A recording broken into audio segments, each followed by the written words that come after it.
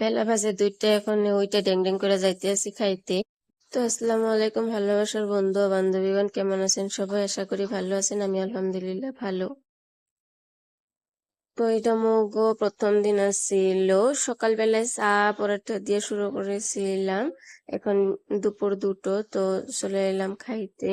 খাইতে গিয়ে রাস্তার ধারে দেখি সুন্দর সুন্দর পেয়ারা বেচতেছে, তো পেয়ারাগুলো দেখে একটু ভালো লাগলো, তাই নিয়ে আসলাম। আমাদের রুমের সামনের দিকটা জাস্ট অসাধারণ ছিল, তাই আপনাদের দ্বারা একটু দেখিয়ে দিলাম।